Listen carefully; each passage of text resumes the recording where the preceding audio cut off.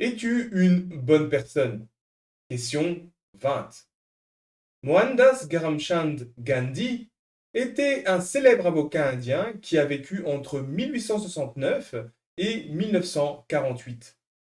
Il est surtout connu pour ses prises de position courageuses face à l'oppression.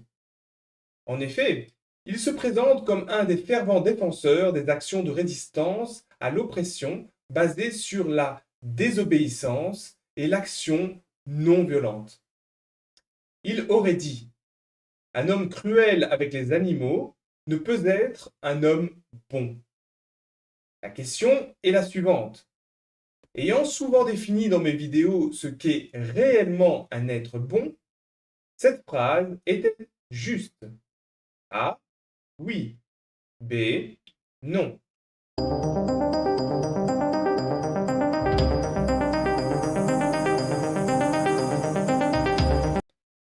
La réponse est oui. En effet, être une bonne personne, comme je l'ai souvent indiqué, c'est être un être intelligent qui respecte le principe énoncé dans la loi naturelle. Un être bon et courageux, empathique, et il respecte les libertés et les droits de tous les êtres avec qui il interagit.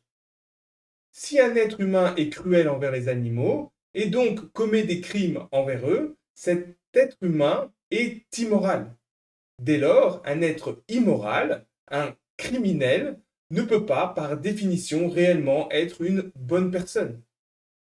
Donc, même si cet être humain est gentil avec ses enfants, sa famille, avec ses collègues et même avec des inconnus dans la rue, s'il maltraite et viole le principe de la loi naturelle envers les animaux, cet être humain est un criminel.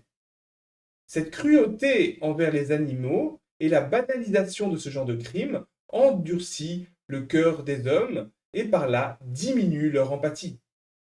Un être manquant d'empathie ne peut faire preuve d'une réelle intelligence. Et ne vous y trompez pas, ce manque d'empathie finira inévitablement par se répercuter sur tous les êtres qui l'entourent, que ces êtres soient des animaux ou des humains. Pour en apprendre davantage, vous pouvez aller voir mes vidéos comment interagir avec les animaux de manière juste et suis-je réellement intelligent? Les liens sont en description de cette vidéo.